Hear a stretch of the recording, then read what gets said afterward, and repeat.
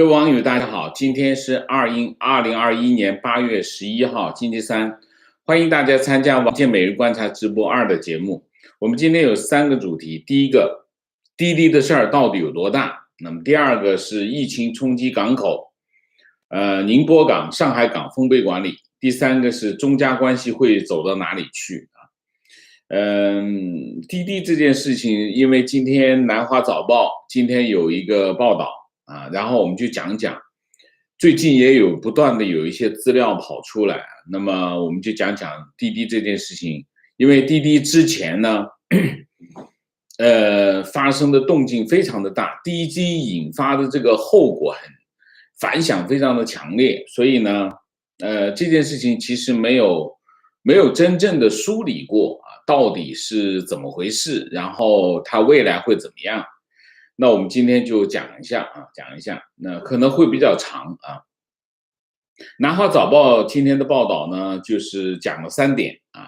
第一点，网信办对滴滴出行的调查可能会导致滴滴管理层的改组啊。那么，完了以后，这个报道出来以后，滴滴出行做了一个澄清啊。那我后面会讲啊，这是第一个。第二个。在滴滴的调查组啊，这调查组8个部门啊，是8个部门，7个部门，7个部门组成一个调查组，现在在滴滴出行进行调查啊。它的首要任务是确定滴滴上市决定中的责任人到底是谁，谁做出这样的责任，并且修复应用程序中的安全漏洞啊。那么后面这个是胡扯了，基本上没什么意义了。目的还是要查这个到底谁做出这样的决定啊。第三个，调查组每天都找这个中层管理人员谈话，那么甚至周末都找啊，都是基本上这样啊。那么7月16号，网信办会同公安部、国家安全部、自然资源部、交通运输部、税务总局、市场监管总局7个部门。联合进驻滴滴出行滴滴出行公司开展网络安全审查。那么滴滴出行是中国占主导地位的打车服务的这个机构，那么对它在美国上市，融资44亿美元，然后目前在进行安全审查。这个南华早报认为，这次安全审查最终可能会导致它的管理团队进行改组啊。那么滴滴的创始人兼董事长陈维，然后就是全球总裁叫柳青，柳青是柳传志的独生女，还有一个是叫这个高级副总裁朱锦士。他们3位在8个人的董事会中拥有超过50%的这个投票权，那这是一个。另外一个呢，就是调查的目的就是确定滴滴为什么会违反监管机构的口头指示，强行在纽约上市，谁负责啊？那么官方认为这是一个欺骗行为，故意欺诈行为啊。那么我们后面会讲为什么会有一段这样的话啊。然后滴滴呢就发表一份声明，说这个在网络安全审查中，滴滴正在全面的与当局合作，市场对管理层变动的猜测是不真实的，也是没有证据的啊。这做一个这样的回应啊。那么陈维是持有滴滴7%的股权，柳传志的女儿柳青持有1.7%。那么他们2个人的投票权合共超过48%。另外一个就是朱啸虎原来是这个摩根斯坦利他来自摩根斯坦利，也去过高盛他是个 banker。然后他们3个人加在一起已经超过了50%。这是一个。另外一个呢就是软银、腾讯、阿里都持有这个滴滴的股权。然后呢，这个报道说，这个腾讯的刘志平这个阿里巴巴的董事长张勇都明确的建议滴滴出行推迟在纽约的上市。纽约滴滴出行就没有听啊，还是在6月30号在纽约上市啊，基本上就是一件这样的事情。所以这篇报道呢，内容不是特别多，主要的核心就是讲了2个。第一个讲的是滴滴的管理层可能会换人啊，那么要换的话，可能性最大的可能是柳青啊，这是一个。另外一个就是调查组现在正在调查的主要的目的是搞清楚谁承担责任，就是决定这个滴滴出行上市啊。那其实呢，在上个月七月份的时候，网上就已经开始流传一个文件，这个文件叫滴滴事件解读啊。这个解读的人呢，作者就是其实这不是一篇文章，是一段讲话，然后把这段讲话变成了文字啊。那么这个现在就没有出处，网上有流传这个文件。这个文件呢，解读者是原来中宣部的司局级领导啊，那么现在在互联网公司当负责人，网络公司啊，互联网公司当一个负责人啊。他这段讲话我从头到尾看了一遍，我觉得还是讲的比较到位啊，所以可以把这个滴滴这件事情来龙去脉，包括他主要是帮着领导啊解释他为什么会这么干啊，所以我们就直接的把他的原文跟大家报告，讲清楚到底怎么回事。这讲话就非常的长，我就节选中间一部分，我把它分成三段啊，来讲啊。第一个事情的缘由啊，他这么说，他说滴滴上市已经努力了很长时间，有些我会用它原文，有些我就顺着往下讲啊。滴滴找了直接的主管部门，就是交通部和发改委，交通部和发改委对滴滴上市是支持的。但是对这个上市时间这一块，两个部委没有把握的特别准。他说不是因为他们没有这个政治意识，是在这个过程当中，滴滴自己没有去确认这件事情啊，就是把责任还是让滴滴自己背上啊。因为滴滴其实找了发改委跟交通部，交通部跟发改委都同意你上市去吧，没问题。但是呢，他的意思，这个讲话的这个解读的这个人呢，就是说，其实这事儿呢都是滴滴愚蠢啊，那我们就不管他啊。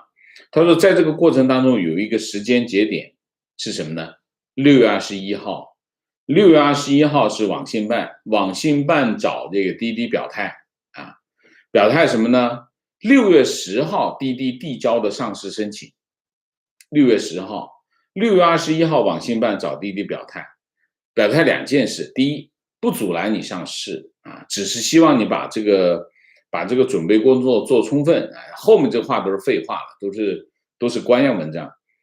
但是第二点很重要，他说其次，希望时间点选择延后。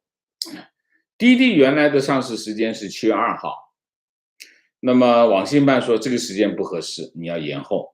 滴滴方面就说延迟上市没问题，理解中央领导的意思，也理解中央管理部门的意思啊。中央领导当然就是老大，就习近平啊。延迟上市不会有太大的问题，他们自己会做其他渠道的沟通。这个网信办给他们发一个这样的信息啊，那么滴滴回应说我们会去跟其他渠道沟通啊。那么这个时候呢，网信办就以为滴滴已经接受了推迟上市的安排，结果没想到6月30号滴滴康昌就上市了啊。那国内就不知道为什么他不是已经打过招呼了吗？怎么又上市了？所以6月30号他一上市，7月1号都在忙这个100年党庆啊，7月2号就开始处理这个事情啊。那这个解读啊，他说实际上中央对国内企业赴美上市没有原则上完全禁止啊，这话说的这一听就是北方人讲话，没有完全禁止。其实其实就差不多就是静止了。但基本上有一个基本的口径，就是大家不要扎堆去，去之前做好充分的准备。这里面充分准备更多的强调的是数据安全以及其他的相关安全工作这都是官腔了，就是你们别扎堆去因为之前不是这个叫什么，有几家都上了嘛这是说了一堆这样的官话然后中央领导当然就讲的是习近平了。中央领导对这件事情很震怒，给滴滴定的性非常严重，用了阳奉阴违这种词也就是说你表面上答应了，但是你最后又摆了这一道意思就是你答应了说不去要推迟，结果你又没有推迟，还提前了6月30号提前上市。说他这一下子就这个解读说，你这一下子就把很多人拖下水了什么呢？像交通部发改委很多领导就被牵连进去了网信办也同样受到了中央的批评，说这些企业你都管不住吗？所以为什么在这样的背景下，我们觉得接下来对滴滴这个处理不会轻？那你想一下，这个领导都被老大批了，那不就使劲往死里整了？所以他说，我觉得可能会比对阿里的处理还会更重。这里目前我们看到的是，从背景上来讲，有个国际政治的视角。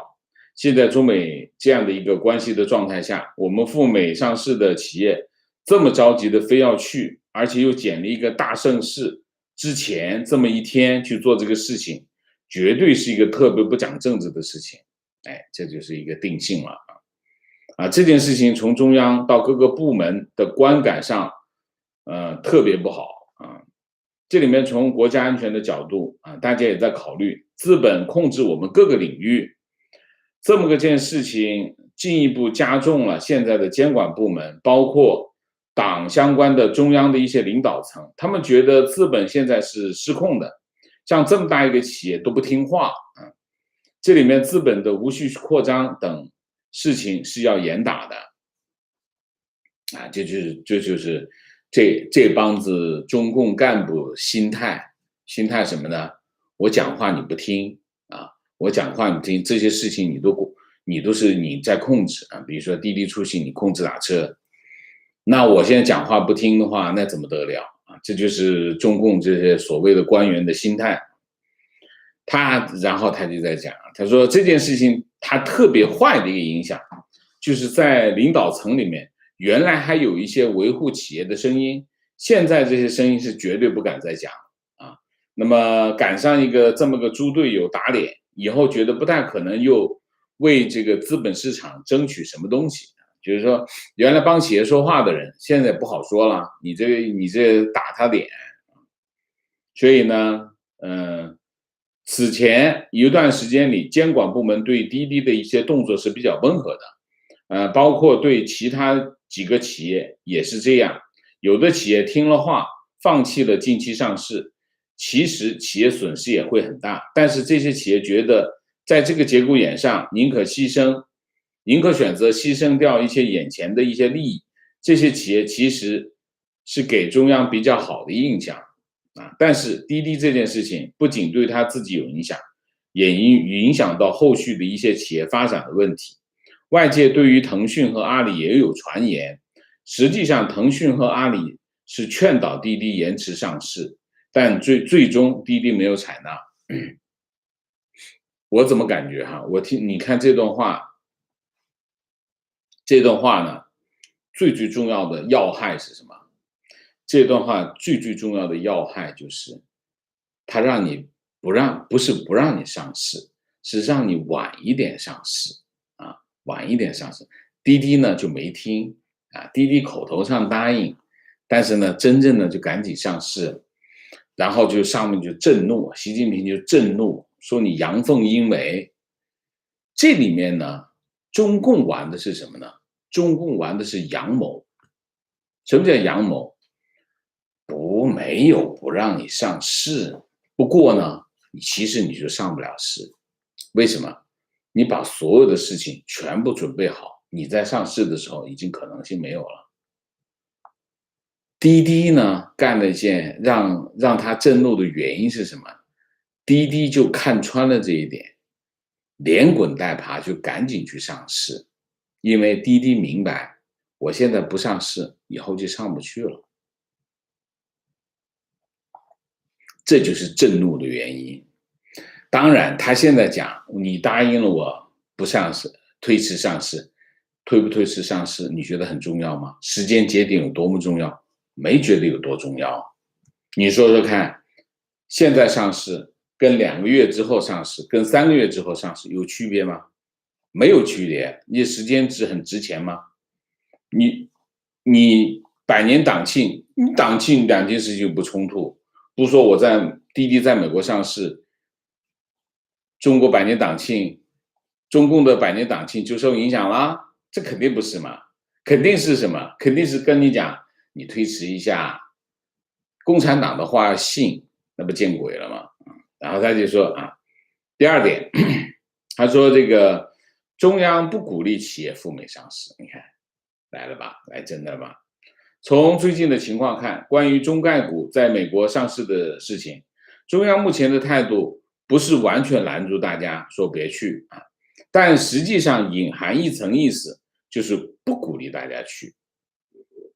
但是作为中央政府领导层来讲，他不好直接说大家都不能去，这里面有各种各样的关系和力量在里面，所以一直说大家不要扎堆去，并且去之前在家里把相关的工作准备好，这是个基本的态度。什么意思？就是不让去嘛。滴滴为什么去了会翻脸的原因是，他其实是不想让你去，然后他就说一句，哎，也不是不能去，不过呢，你把工作准备好，推迟一点去，但其实就是不让去。滴滴就看穿了他这个意思，就自己就去了，所以这才翻脸。其实我觉得未来我们国内的一些企业，特别是我们这种平台企业，手里有大量数据，又想去美国上市，现在要考虑到美国的监管压力也很大，国内的监管压力也不小，而且中美压力之间的冲突又很大，所以在美国上市是一个非常好的选择吗？哎，这就共产党讲话就是你挑不出毛病，但是他意思是讲到了，就是你别去。没什么好处啊，这还真不一定，所以这件事情要通盘去看。滴滴事件将使得数据安全被推到了新的高度，后续数据安全也会成为中央部门的监管重点。这就是什么呢？这就是小人之心度君子之腹。滴滴去美国上市，他只是把他的资产放到资本市场上去。他并不是把他的业务端到资本市场上去。中国有数据安全的规定，他根据这规定执行就行了。滴滴去美国上市跟数据安全有1毛钱的关系吗？没有关系，除非你中间有一个规定，说我要是去美国上市，我的数据库里面的数据全部要搬到美国去，没有这样的规定啊。这跟数据安全有关系吗？并没有关系，它只是资产。他只是把证券放到美国去上市，去美国上市只是证券难，他要提供什么？他要提供这个叫什么？需要公布的数据，财务数据就好了，跟你的数据安全没有关系。所以其实他讲的这一大票所谓的网络安全、网络数据安全的问题，其实跟上市这件事情没有八竿子打不着，没有关系。这就是非常典型的共产党的做法，就是欲加之罪，何患无辞，找说法，完全没有。他说滴滴还有一个特别要命的，就是出行数据啊，出行数据就是企业数据，企业数据里面又有和个人的行为或个人活动相关，最后会导出什么呢？我们可以算出来，正向的计算，比如说2015年7月份搞了一个中央部委，哪个部委加班最多，哪个部委最忙啊，上班最早等，做了一堆的分析。他做这样的正向的分析，他反推出很多的事情来，比如说中南海啊，中南海有一些，比如说车子不能进去，你把这个反向的数据一推导，中南海的范围不就那里？这就是神经病，你不觉得这神经病吗？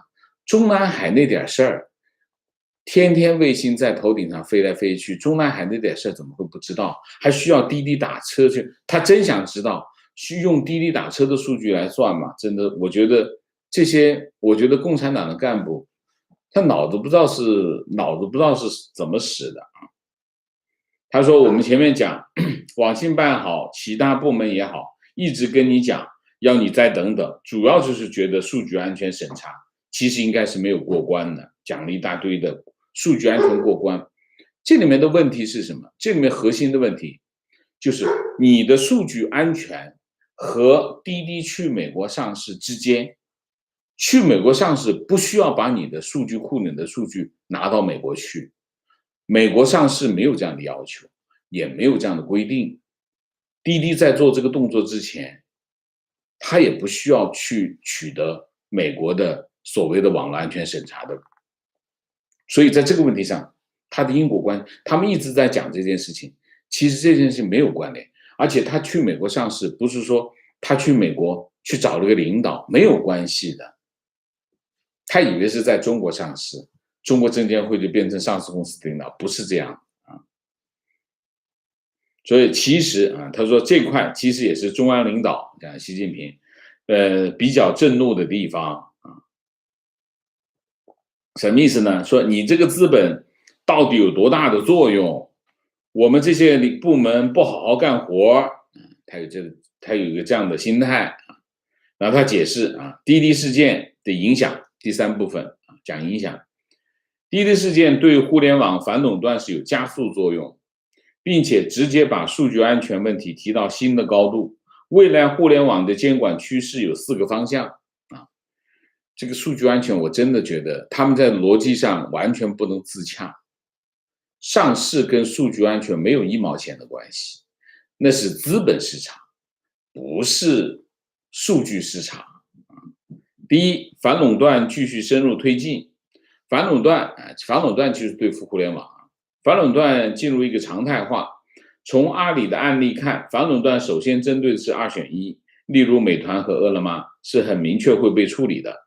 同时会借着滴滴这件事情的影响，对并购案进行回溯。滴滴和优步当年并购的时候，反垄断的氛围没那么强，现在是不是可能会倒查？这件事情还在观察，而且可能性还是比较大的。回溯啊，这个非常可笑啊！回溯什么概念？再有就是价格违法，最近市场监管总局和发改委价格司都有动作，虽然他们之间联动没那么密切，但是我们看不同的部委都在关注具有垄断地位的企业，他们的定价权已经超出了市场化比较合理的设置。然后就是反垄断还会持续对 VIE 架构的穿透，此前可能浅层次的看一看就够了，未来可能会对 VIE 架构进行穿透啊。第二就是 VIE 架构的穿透，其实就是对终端控制人进行这个审视啊。第二，数据安全成为重点啊，包括什么阿里云啊，包括这个腾讯啊等等啊，数据安全啊。第三，强化对资本无序扩张的控制啊。那么对于控制资本无序扩张还会继续加重，对于中国企业赴美上市的节奏、数量、规模和企业影响力肯定会有所控制。中央可能会因为滴滴这件事情一改以往的这种柔性的态度，可能会变得强硬的态度，甚至不排除出相应的法律法规或者文件，这已经有了，其实已经有了。不过他这个讲话可能在那个文件出来之前。这第四，未成年人保护依然是重点啊，就是教培了啊，教培。未成年人保护听起来可能不太重要的一件事，但它在中国高层的重视程度不亚于其他的事情，因为它直接关系到我们国家的未来。很多校外培训机构在做主科 K12 学科教育的，它的师资力量参差不齐，从行业的角度来说，它占比很小，但若干案例通过内参的形式上去之后，就会让高层觉得我们教育当中的意识形态是失控的，所以还是要把这个抓回来。这个判断跟我们这个说法跟我们的判断基本上一致，就是教培动了意识形态的蛋糕了，要把它抢回来，所以教培团灭的原因是这个啊，基本上是这样。总的来说，互联网监管的变化趋势最终会顺着国家安全和政治安全的脉络走，这个和我们今天看到的整个的国际形势是相吻合的，大体上就是一件这样的事情啊。总的来看，滴滴这件事情2点，第一点，习近平震怒的原因是因为不听话，或者是说滴滴上市，滴滴在上市这件事情上看穿了中共的意图，中共的意图就是不让他们上市，其实真正的意图就是别上市。结果滴滴呢，但他又不想把它说死，不想做仇人，就不想把它说死，就不说死，不说死是吧？不说死行，滴滴就自己就上去了，这是让习近平震怒的原因。真正震怒的是滴滴把习近平他们的意图看穿了，所以将计就计，赶紧上，而且不仅不在7月2号上，直接在6月30号连滚带爬就上了，这是他让他生气。这背后可能我说一句我猜测的话啊，就不是真，我没有任何根据。我认为谁在后面把这件事情看穿的？柳传志啊，柳传志才有这样的本领，看穿这件事情啊。所以可能如果是要改组的话，出局的应该是柳青啊，他得背这锅啊。好吧，那滴滴这件事情有多大？滴滴这件事情，当然这个讲话呢，把所有的责任全部推到滴滴的身上去啊。滴滴有没有这么大的能耐？当然他没有这么大的能耐。其实这些事情，就是说滴滴的事情不发生，这些事情我们看到的，包括中概股要监管起来，包括互联网企业的这个数据安全。啊，就是100万以上要经过这个网络安全审查，包括中国的民企赴海外上市要进行审批，这些事情都会发生，不是因为滴滴产生，滴滴只不过给他一个口实，震怒不是因为别的啊，答应了又不说，你非得让别人答应这事干嘛？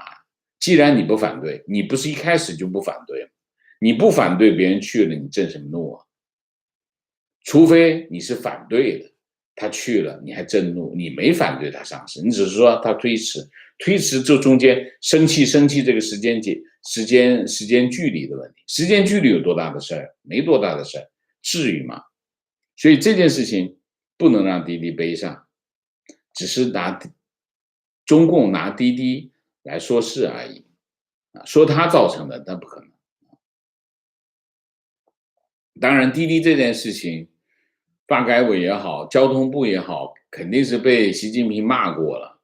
然后这个网信办当然主骂是网信办，他主管部门，但是你交通部也好，发改委也好，你也没有说不让别人上，网信办也没有不让别人上，你只是让他推迟有什么区别吗？没什么区别，这件事情性质是一样的。难道说我现在上跟2个月之后或者3个月之后上有本质的区别？没有区别，没有区别，那你生啥气呢？最多不就是早了一点呗？除非你是不想让我上，所以本质的问题就是不想让上，生气就生气在这里。所以最终是要干什么？中共最终的目的是什么？4个字：关门打狗，不让你去美国上市。好，第2个主题，疫情冲击港口，宁波港、上海港封闭管理啊，这件事情很大。5月份，这个深圳盐田港出了疫情，深圳盐田港出了疫情之后封闭管理导致这个港口堆积啊。那么现在轮到了宁波啊，我们来讲这个国家卫健委8月11号0到24时，31个省和这个总共新增确诊病例81例，本土病例61例，然后就是其他就是这个输入型的病例。那么其中江苏38，湖北10，湖南7，河南3，云南3那么疫情继续扩散现在疫情就在继续扩散。最新的情况就是港口。那么这个五月份是盐田港盐田港之后，然后是现在轮到了什么呢？轮到了宁波的舟山港。舟山港8月11号发现他们这个工作人员检测阳性检测阳性。那么宁波舟山港码头发现1例新冠核酸检测阳性人员，工作单位是宁波梅东集装箱码头有限公司那么目前正在隔离观察，现场已经暂停作业这位阳性的这个工作人员姓于，男性，34岁，他是这个梅东集装箱码头的一个捆扎工人他工作期间，其实他们单位现在已经是处于这个闭环管理，就是上班到单位，下班回宿舍，哪都不能去那他在8月8号检测是阴性，8月10号再检测阳性所以他隔离然后宁波海港防御办8月6号起，从梅东集装箱码头抽调186名一线工作人员，作为外贸船舶登轮作业的第一批专班人员，实行统一的封闭管理。整个舟山港总共有2000人，一线工作人员都是属于封闭管理。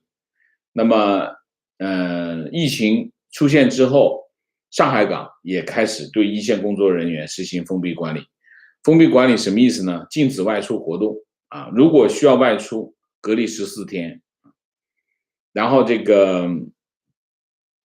交通部8月3号也发过一个规定，就是一线工作人员每个星期检测2次，每次间隔2天以上，就每个星期都要检测核酸检测宁波港跟上海港举足轻重宁波舟山港成立是2015年，由宁波港跟舟山港合并重组。那么今年的前7个月货物的吞吐量是 7.18 亿吨增长 5.6%， 集装箱是1868万标准箱，增长 17%那么货物吞吐量连续12年全球第一集装箱全球第3上海港当然是目前集装箱是全球第一全球第一。那么货物吞吐量也货柜港是上海是第一那么现在的情况，现在有2个，一个之前发生的台风，第2个就是疫情。那么现在呢，宁波港跟上海港近期的生产效率下降，港口拥堵非常的严重。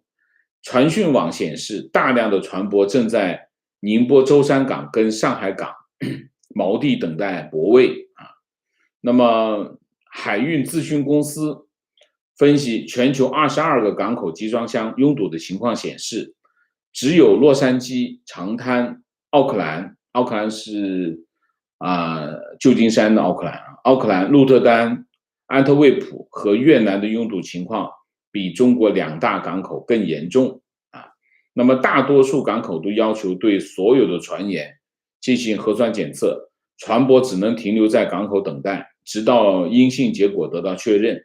如果船舶曾经去过印度，那么进入中国境内后要14天之内进行船员换班，然后进行14到28天的隔离。那么这就会导致这个全球供应链的再度混乱。5月21号，盐田港发生这个疫情，然后导致盐田港在5月21号以后的1个月之内限制作业，引起国际贸易的巨大震荡所以呢，这件事情很重要我们这件事情要高度关注，因为跟着后面就是圣诞旺季了，现在是8月中，8月中往后差不多就要圣诞旺季。如果上海港跟宁波舟山港如果受到疫情的影响，那这件事情就大了，那全球的供应链会出现大问题那其他的疫情，扬州现在是重点，扬州现在8月10号，江苏新增加的这个54例全部都在扬州。那么扬州本轮的疫情已经累计报告本土确诊病例是448例，其中447例在定点医院治理那么现在呢，扬州的确诊病例占整个江苏省的96%，占全国新增确诊病例半数以上，所以扬州现在是一个重点，应该是它正在就上次这个核酸检测的混乱引发的这个疫情的爆发，现在正在大规模的扩展当中那上次讲到过一传44的一个毒王叫王强因为已经被停职调查他说这个他当时呢自己不知道感染了，然后呢而且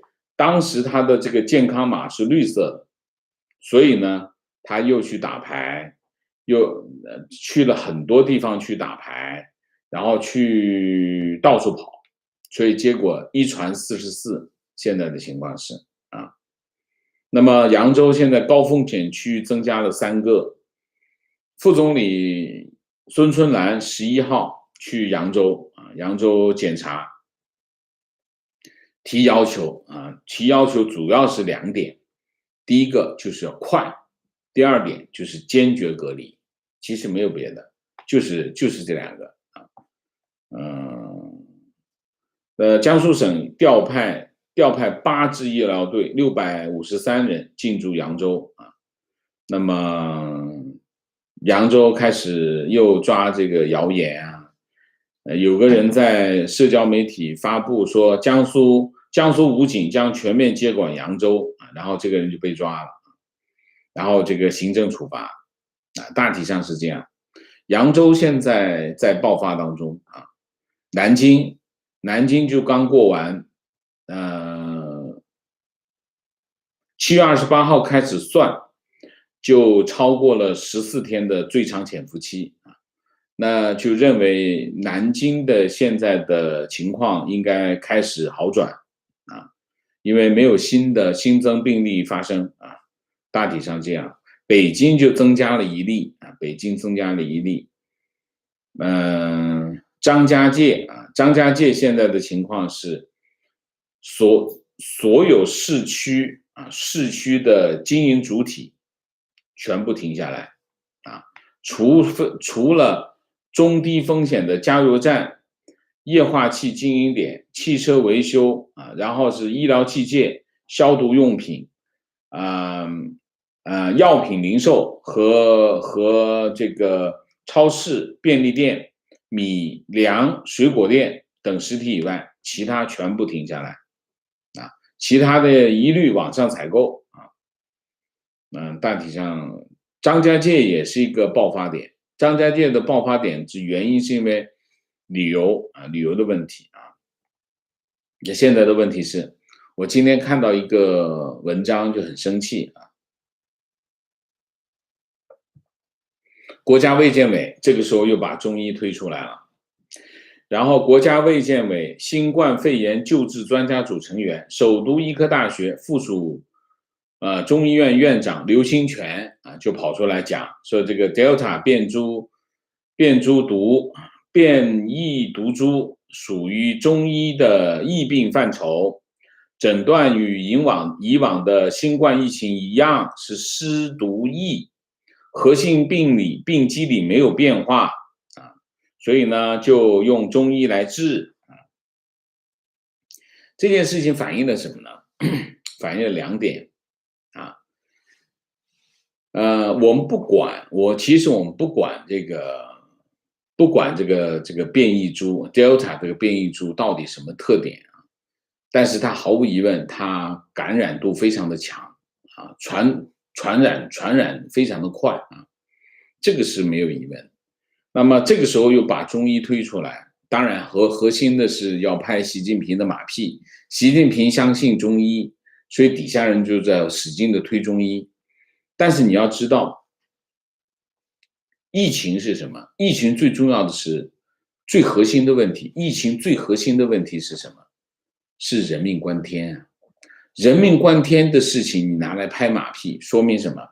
说明你野蛮啊，野蛮，非常野蛮。这是第一条。第二条，去年武汉疫情爆发的时候，中医已经非常清楚，中医扮演的角色非常清楚，安慰剂而已，没有卵用的，根本就没有卵用。你现在还拿来做这个动作，说明什么？说明愚昧啊！既愚昧又野蛮，这就是中国疫情过程当中中国政府表现出来的态度和立场。所以为什么中国人要付出那么大的代价？原因就是政府又野蛮又愚昧啊！现在还在推这个中医啊。那我们已经没有时间讲中加关系了，好吧？那我们今天这个中加关系，我们以后再说吧。我们下面就进入互动啊！进入互动之前，温馨提示，请大家点赞，请新来的网友订阅，请大家加入我们的会员，支持我们做更好的节目。那么进入互动之后呢，请大家不要聊天，4个情况、问题、观点、情绪啊，明谢 HJ1985，谢谢。请大家点赞，谢谢。Mike 猪，谢谢。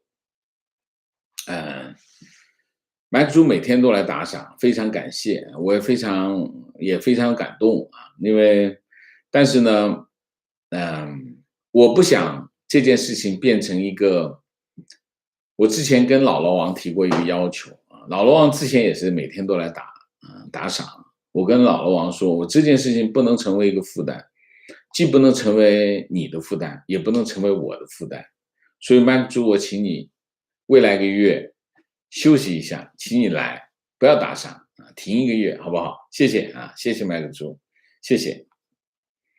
我是想我们相处，我们之间的相处，我和你，我们一起相处，大家不要有负担啊，大家高高兴兴的在一起就好了。大家高兴的时候给我打个赏，我把打赏当做什么？我把打赏当做掌声啊，我需要打赏。我需要大家给我掌声，给我支持啊，我就会非常起劲。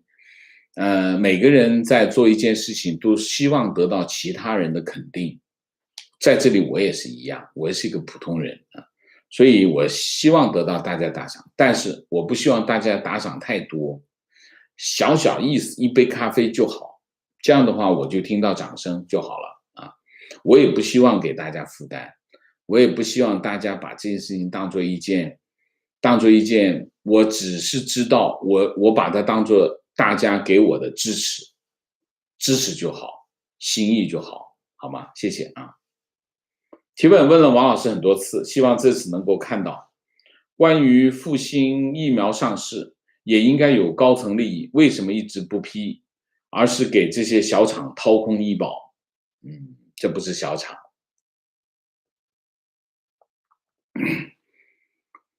复星到现在还没有上市啊，那么为什么？我猜哈，我没有去调查，我猜哈，还是利益啊，还是利益。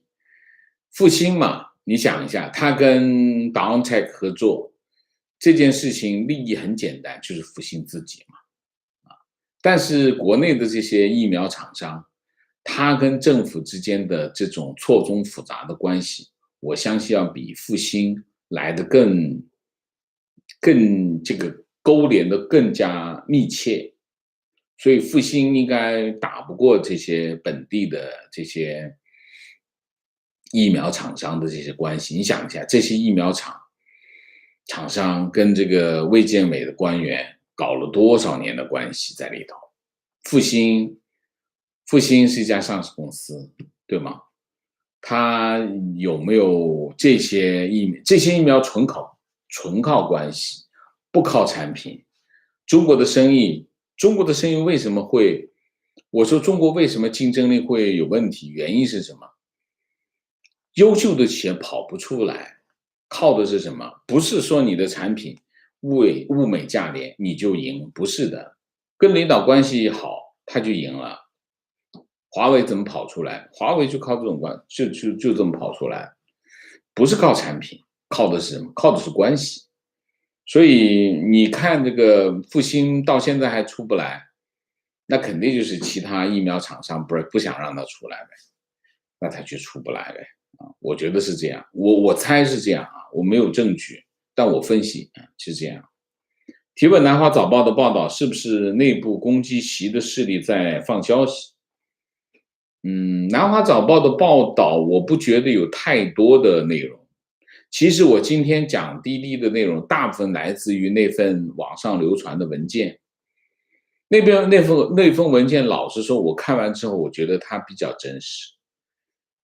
从讲话的语气，到他用词、选词、造句，到他的这个表达方式，很像，非常像，非常像这种官员的这种心态啊。观点：中央不鼓励去海外上市，怎么听着和不鼓励大家办护照出国如出一辙？是否可以理解为国家真正的意图是不准中国人出国了呢？也是。到有一天你听到这个中国的领导人说：“哎呀，我们也不反对大家出国啊，只不过呢，大家出国之前呢，你先想好，做好准备，把家里安排好再去，也别那么着急，也别扎堆去，扎堆出国。你一听到这个话的时候，你就赶紧办移民啊，这就不让你出了啊。我这么理解啊，共产党讲话就是这样，你听着呢，好像啥都没说。”但其实呢，啥都说了，只是你需要明白它真正的含义是什么。这就像滴滴一样，滴滴听这个话也不是不让你去，那你去之前呢，得把工作准备好，然后呢，也不必着急，晚一点去啊，不着那个急。滴滴一听，哟，这是有问题，赶紧走，赶紧上，这就生气了。情况 YouTube 上有频道报道，苏州滴滴泡沫提前破灭，几百辆比亚迪定制车主维权。泡沫破灭，我不知道说什么。滴滴有什么泡沫？我不知道滴滴泡沫是什么意思啊？你能不能再具体一点？观点：作为投资人，当然希望滴滴上市，而且主要是要在美国上市。但按照中国目前的状况发展，想以后在美国上市机会甚微，所以滴滴必须抢在这个时间点上市。对他的合伙人来说，这是成功的。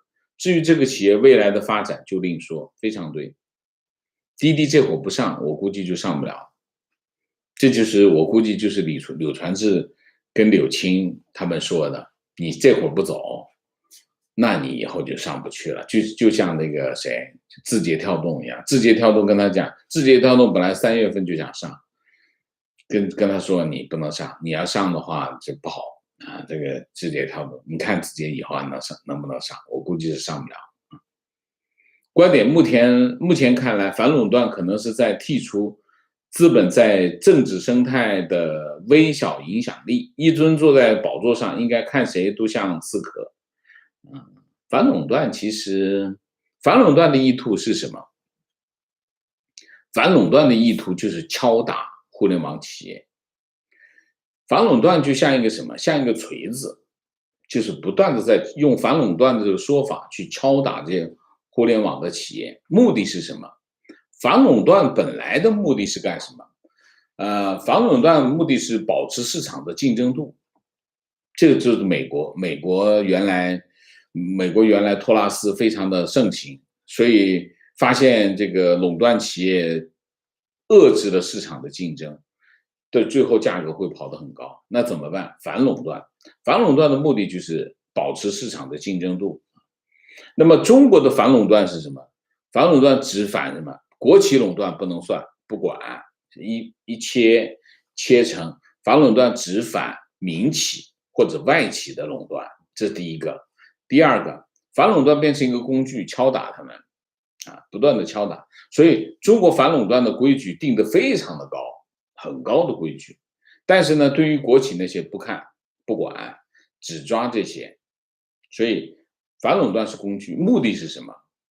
资本无序扩张，你就不能够跑到我这些地盘不能来，来了就反垄断打你，就这样。观点：滴滴资本去美国上市，中共担心数据安全，这逻辑有一贯性，因为他们认为资本或资本家实际上控制着政治家，甚至美国的总统。墙内的民众也具有同样的思考逻辑，洗脑连高层的脑子给洗掉。观点：滴滴是因为蚂蚁没上市，导致背后的支持者损失惨重。江派要借滴滴上市给点补偿，兑现承诺，也是为了维持影响力，背后还是派系斗争。蚂蚁、滴滴都是牺牲品。OK， 这种故事呢，我也听过，我也听很多啊，但是我也不能在这讲，为什么？因为这个，逻辑跟逻辑没有关系啊。提问：现在互联网企业大环境不好的情况下，很多著名的 CEO 提前退休，或者是担任其他职务，保持低调。目前还活跃的就剩下雷军，是不是雷先生的商业政治嗅觉不灵敏？也不是，跟小米的角色有关系啊。因为现在做手机都已经变成差不多跟家电差不多了，所以小米所处的位置没那么要紧，而且小米呢也没有跑得太前面。小米的特征是什么？小米的特征就是技术也不是特先进，规模也不是特别大，然后呢也没啥包袱，所以它现在还在啊，原因就在这。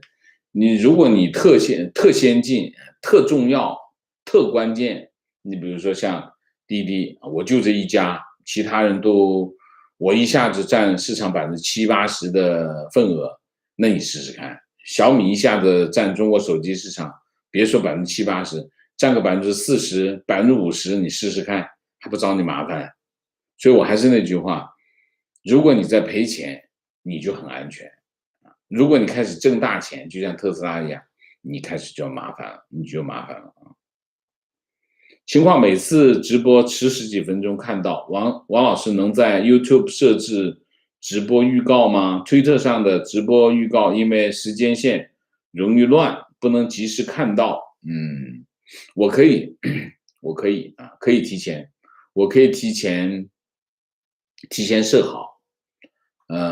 最近因为比如说今天的情况是因为那篇稿子非常的长啊，我看到这篇稿子的时候，我其他的时间已经过去了，我最后把这篇稿子切出来，把这整理完，还把它看完，那中间的时间就花了很长时间，所以就迟到了。其实我应该可以提前1刻钟啊，提前15分钟，比如说9点钟，我8点45我已经把预告发上去，大家都会得到通告，这样会比较好。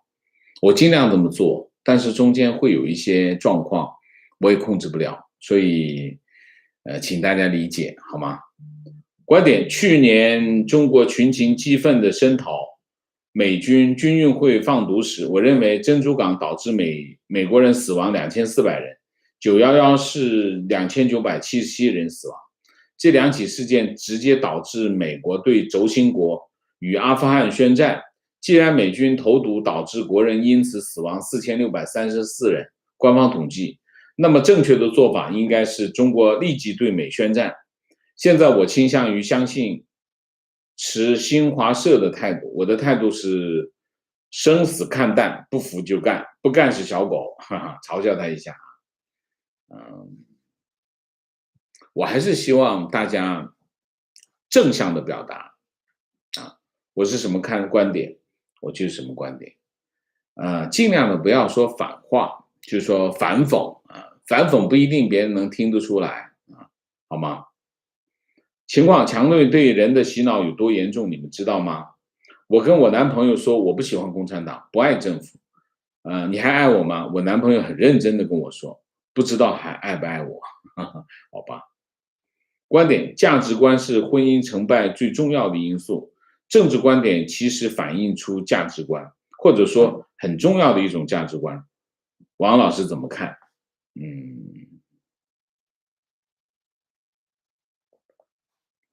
婚姻，婚姻跟价值观有没有关系？婚姻跟价值观有关系啊，但婚姻跟价值观不是因果关系，因果关系肯定不是价值观。为什么？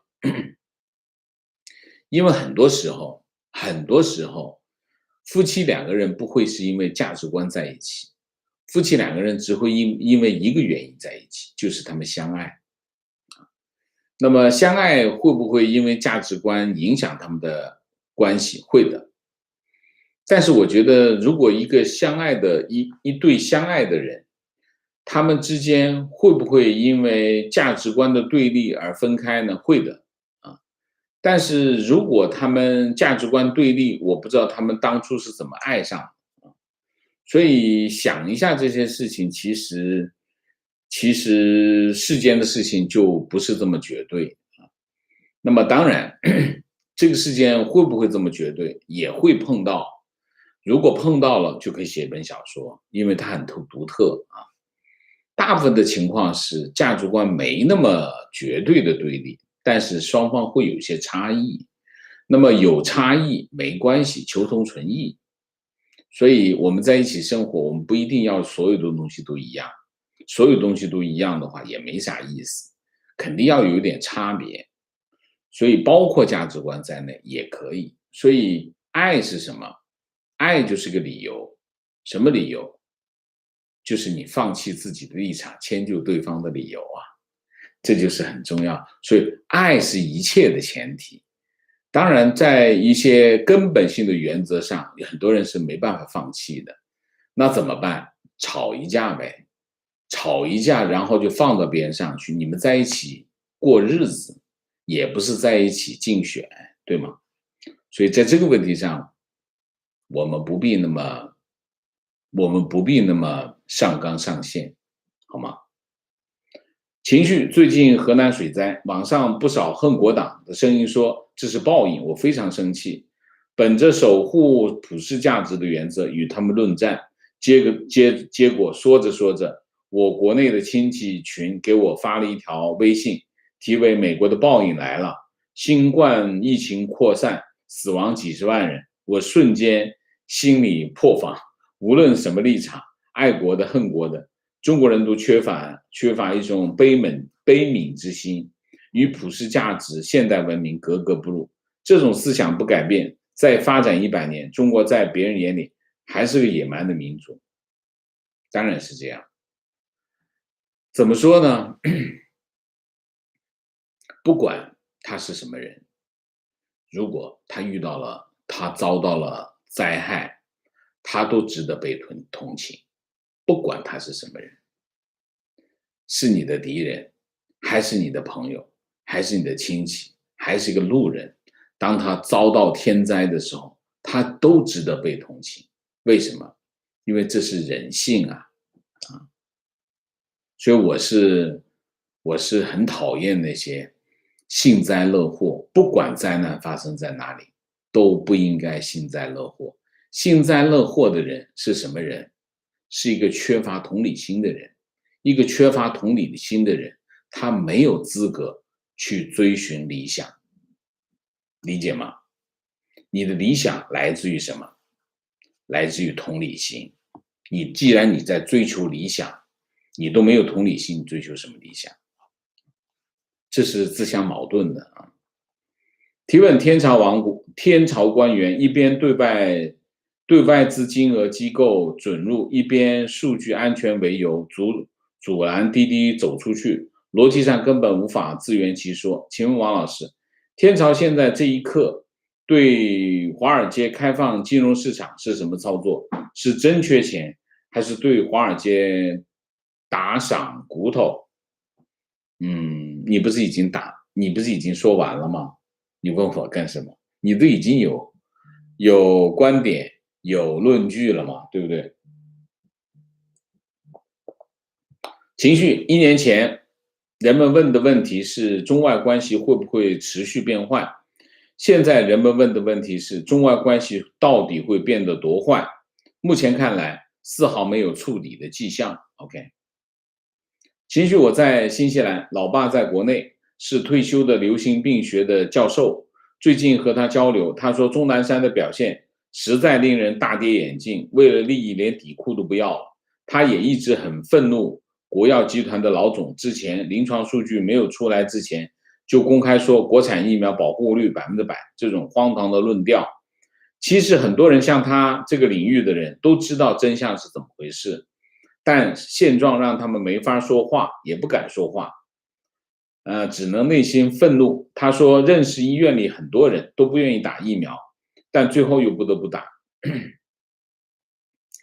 情绪，我爸自己是学医的，他说自己并不反对中医或者中药，现在这种全面夸大中医药，把中医夸上天的做法，实在让他无法接受，这完全反之。情绪，所谓天堂，就是你可以随时骂他地狱的地方；所谓地狱，就是你只能赞扬他是天堂的地方。情绪，我最恨领导这个词儿，出门办事，底下人说的最多的是领导，那些法律法规在领导面前都不存在。领导不开心，领导不在了，领导等等，直接关系了你能不能把事给办了。情况，扬州的朋友今天告诉我，他所在的小区今天开始封锁，虽然有物资储备，但缺蔬菜。观点，扬州检测点爆发，以及珠三角疫情、南京疫情、郑州疫情，正好解释了墨菲定律，可能出错的事情必然出错。台湾疫情也一样，终有一天会走漏。情况，之前疫情造假的长春长生也生产新冠疫苗，非常对。观点，扬州的事儿全程骂一个老太太，跟沈阳那一次一样，人家又不知道感染，加上自己忽略，不戴口罩，又检测混乱，人家全责，自己就没责任，可悲。观点，滴滴令当局震怒的原因是领会领导的意图了，没给官话套话忽悠住。情绪，王老师很关注中加关系，希望你有机会好好的讲一讲，么么哒，谢谢啊，可以啊，我会找机会讲，好吗？那今天实在没有时间了，因为已经超时了很多了啊。明谢姥姥王，谢谢姥姥王报道了，谢谢 Rene Mark， 谢谢 Vivian J， 谢谢可可吴，谢谢 David 白，谢谢Soybean， 谢谢Jenny Lee， 谢谢 Matthew Brave， 谢谢。好，我们今天的节目就到这里，感谢大家的参与，我们下一个节目再见。再见之前，请大家点赞，请新来的网友订阅，请大家加入我们的会员，支持我们做更好的节目，做更好的自己。谢谢大家，谢谢。